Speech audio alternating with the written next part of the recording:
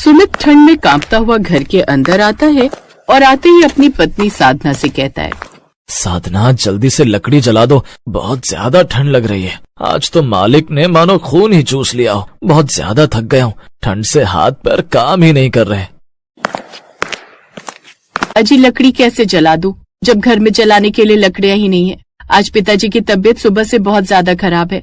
मैंने उन्हें कई बार बोला है कि ठंड में ठंडे पानी से ना नहाया करे, लेकिन वो मेरी एक नहीं सुनते। बीमार होने के कारण आज वो लकड़ियां लेने गए ही नहीं। पुराने जमाने के लोगों को जितना भी समझा लो, ये समझते ही नहीं है। अरे हम गरीब हैं तो क्या हुआ, हमारे घर में चूल्हा है और हम लकड़ी से आग जलाकर पानी गर्म करके नहा तो सकते हैं ना। लेकिन पिताजी तो सुनते ही नहीं। इस कड़कड़ाती ठंड में ठंडे पानी से नहाना उनकी सेहत के लिए कितना खतरनाक है, ये बात उनकी समझ में क्यों नहीं आती। हर साल यही परेशानी होती है। सुमित भी अपने पिता मनीष की चिंता कर रहा होता है कि तभी मनीष वहाँ पर आते हैं और सुमित से कहते हैं, अरे सुमित बेटा, इतनी चिंता मत कर मेरी, ये सर्दी जुकाम तो कुछ दिनों में ठीक हो जाएगा। तेरा बाप बहुत सख्त जान है, इतनी जल्दी उसे कुछ नहीं हो सकता। ये तो मेरी तबीयत खराब देखकर बहू ने मुझे लकड़ियां लेने के लिए जाने ही नहीं दिया। तभी वहाँ पर खांसते हुए राजू आता है और कहता है, माँ वो सब छोड़ो ना, अब तो ठंडी बहुत हो गई है और पिताजी भी आ गए। आप संदूक में से रजाई निकलवा दो ना।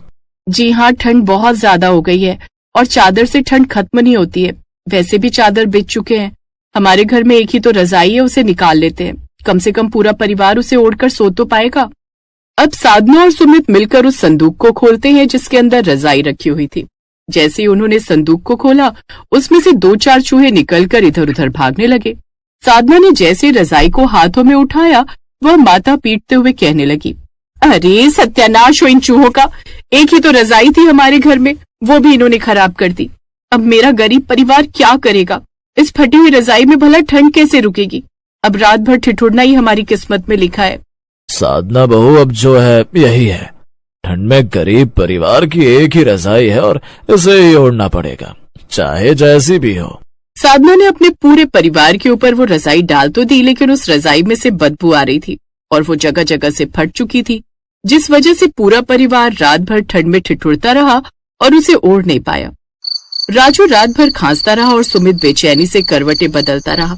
तभी अगली सुबह गांव का भीम, जो कि सुमित का दोस्त था, वो भागते हुए आया और कहने लगा, जल्दी चल सुमित, गांव के जो जमींदार है ना, उनके घर बेटा पैदा हुआ है, इसीलिए वो गरीबों को मंदिर के बाहर रजाई कंबल बांट रहे हैं। तू अपने परिवार को भी लेकर चल, तेरा नंबर भी आ जाएगा।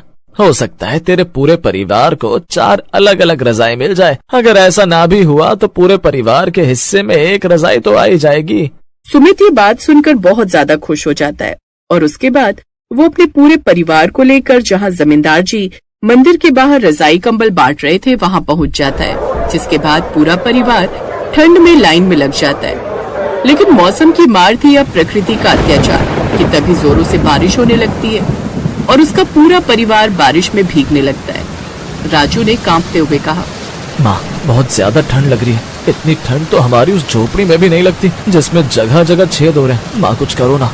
बेटा बस थोड़ा सा इंतजार कर ले, जैसे ही हमारा नंबर आ जाएगा हम रजाई लेकर यहाँ से चले जाएंगे और उसके बाद उस रजाई के अंदर हम आराम से सोया करेंगे। वो लोग काफी देर तक बारिश और ठंड में खड़े रहते हैं और जब तक उनका नंबर आता है, किस्मत से एक ही रजाई बचती है और जमींदार वो रजाई सुमित के परिवार को दे देता है। राजू बहुत ज्यादा खुश था और अपनी झोपड़ी में उस रजाई के साथ आकर वो अपनी माँ से कहता है, माँ अब हमें किसी भी तरह की कोई परेशानी नहीं होगी और हमारा पूरा परिवार एक रजाई के अंदर सोया करेगा तो हमारी ठंड बहुत आराम से निकल जाएगी, क्योंकि रजाई बहुत गर्म जो है। हाँ मेरे बच्चे, तूने बिल्कुल ठीक कहा। अब हमें किसी भी तरह की कोई परेशानी नहीं होगी। भगवान का साथ है हमारे पास और ये गर्म रजाई। पूरा परिवार अब बहुत ज्यादा खुश था और उस रात को पूरा परिवार ठंड में एक रजाई के अंदर बहुत ही आराम से सोता है। सबको बहुत ही सुकून की नींद आती है। सुबह जैसे ही साधना उठती है तो वो सुमित को काम पर जाने के लिए उठाती है। अजी उठ जाइए, सुबह हो गई, आपको काम पर नहीं जाना है क्या? इतना आलस करना भी अच्छा नहीं होता है। अरे साधना सोने दो, बहुत दिनों के बाद तो इतनी गर्मी में नींद आई है, सोच रहा हूँ छुट्टी कर लूं। छुट्टी करने के बारे में बिल्कुल भी मत सोचिए। अगर आप छुट्टी करते हैं तो आपकी तनख्वाह कटती है और हमारे राजू की पढ़ाई में दिक्कत आती है, फिर पिताजी की दवाइयों का भी तो देखना है। चुपचाप उठ जाइए और काम पर जाइए। वरना मैं इस रजाई पर पानी डाल दूंगी और उसके बाद वो हफ्ते भर तक नहीं सूखेगी।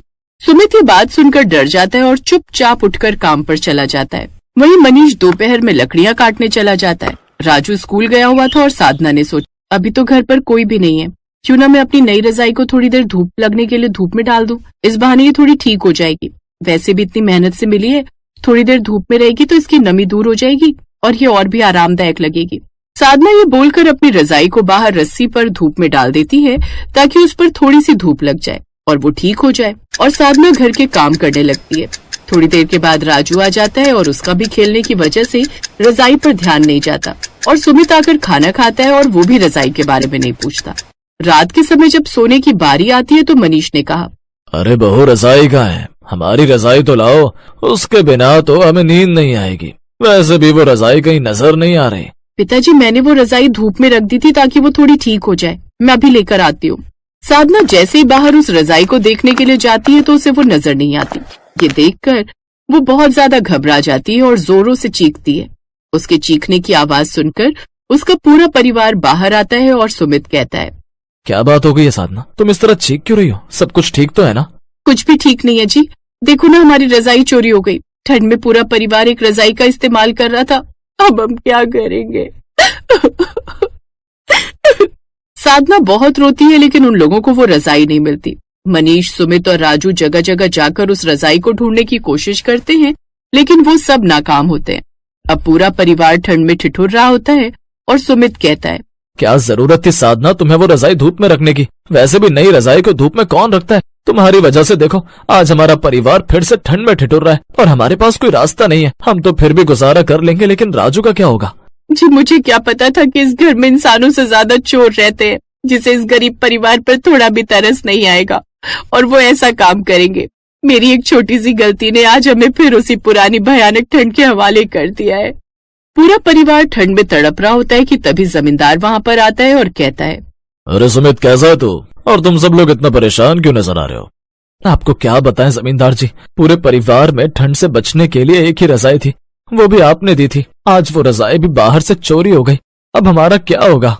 जमींदार ने हंसते हुए सुमित से कहा, सुमित लगता है तेरा भाग्य उतना भी बुरा नहीं है जितना तू सोचता है। मैंने पूरे गांव में रजाई और कंबल बांटे थे लेकिन सिर्फ तेरा परिवार था जिसे एक ही रजाई मिली थी, और फिर जब और रजाइयां मैंने मंगवा ली तो सोचा तेरे हिस्से की बची हुई 3 रजाइयां तुझे घर पर आकर दे जाता हूँ। ये बात सुनने के बाद गरीब परिवार के चेहरे पर चमक आ जाती है क्योंकि उन्हें उम्मीद की एक नई रोशनी मिली थी। जिसके बाद जमींदार अपने आदमी को आवाज लगाता है और उसका आदमी 3 रजाई लेकर आता है। अरे वाह, जमींदार जी तो बहुत अच्छे हैं। अब हमारे घर में 3-3 रजाई है और अब हम लोगों को ठंड नहीं लगेगी। जमींदार भी प्यार से राजू के सर पर हाथ रखता है और खुशी खुशी वहाँ से चला जाता है। जिसके बाद राजू के परिवार को अब कोई भी दिक्कत नहीं हुआ करती थी। सुमित सारा दिन मेहनत करता और रात में उसका परिवार आग जलाकर रजाई में बैठा करता था। सुमित अब अलग रजाई में सोया करता और राजू अपनी माँ साधना के साथ एक रजाई ओढ़ता और मनीष एक अलग रजाई में सोया करता था। लेकिन साधना ने कभी भी वो पुरानी रजाई जो चूहे ने कुतर दी थी उसे फेंका नहीं और हमेशा संभाल कर रखा, एक याद की तरह। वो रजाई उन्हें हमेशा उस मुश्किल समय की याद दिलाती थी जब एक छोटी सी रजाई में उनका पूरा परिवार सिमटकर सोया करता था।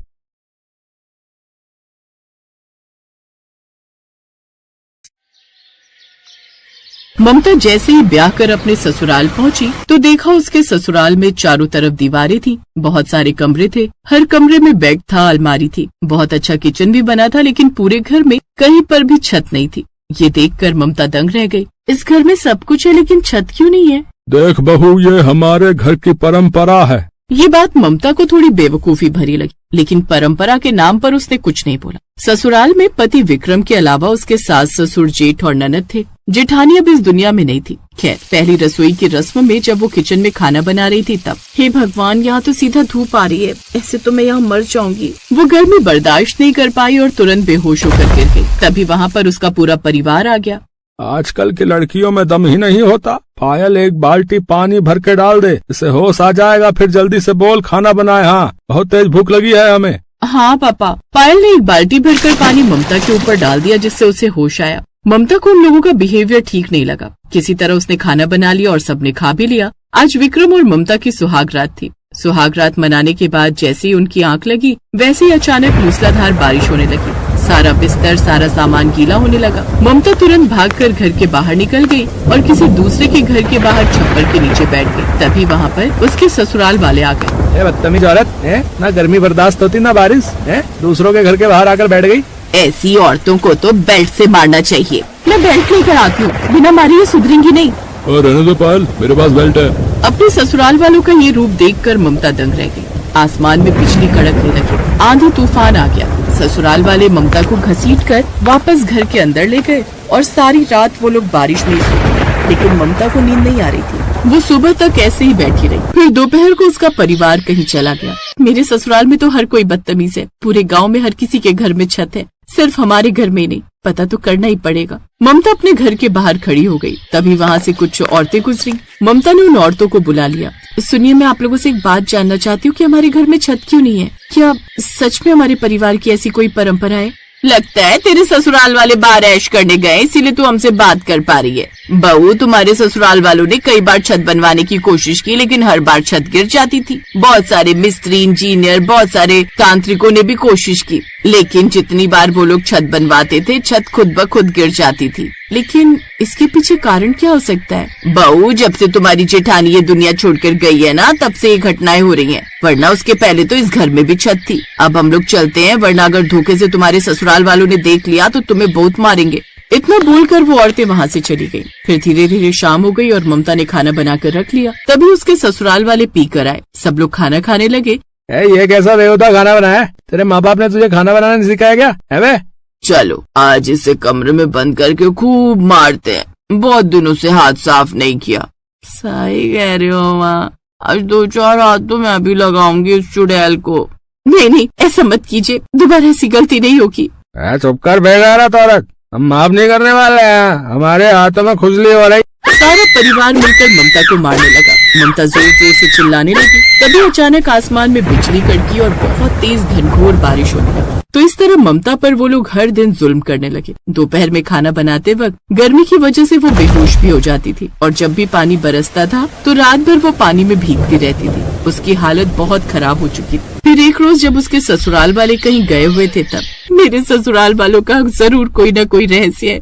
मुझे उस रहस्य से पर्दा उठाना ही होगा। ममता उस घर के हर कमरे की तलाशी लेने लगी। तभी उसे एक पुरानी डायरी मिली। वो डायरी उसकी जेठानी ने लिखी थी। जब तक मेरी आत्मा को शांति नहीं मिलेगी, तब तक इस घर की छत नहीं टिकेगी। जब जब इस घर की बहुओं पर अत्याचार होगा, तब तक आंधी तूफान तेज होगा। जिस दिन इस घर की किसी बहू ने इन लोगों का विरोध कर दिया, उसी वक्त बारिश थम जाएगी। दरअसल कुछ साल पहले जो हरकतें ममता के साथ हो रही थी, वही हरकतें उसकी जेठानी के साथ होती थी। इन सब से तंग आकर उसकी जेठानी ने एक डायरी लिखकर उसी घर में कहीं छुपा दी और फिर उसने खुद को खत्म कर लिया। अब ममता वो डायरी पढ़ चुकी थी। इसका मतलब जेठानी जी ने इन लोगों से तंग आकर खुद को खत्म कर लिया और ये राज छुपाने के लिए इन लोगों ने परंपरा का नाम दे दिया। रात में फिर से ससुराल वाले पी कर आए। जब बारिश होने लगी तब ममता किसी पड़ोसी के बरामदे में पहुंच गई। तभी ससुराल वाले वहां पर आ गए। विक्रम ने जैसे ही उस पर हाथ उठाया, वैसे ही ममता ने उसका हाथ पकड़कर विक्रम चिल्ला उठा, बहुत बर्दाश्त कर ली तुम लोगों की बदतमीजी, अब कोई अत्याचार नहीं चलेगा तुम लोगों का। उसने इतना बोला ही था कि तभी अचानक बारिश बंद हो गई। अब ममता मन ही मन सोचने लगी, जैसे ही मैंने इन लोगों का विरोध किया वैसे ही बारिश बंद हो गई।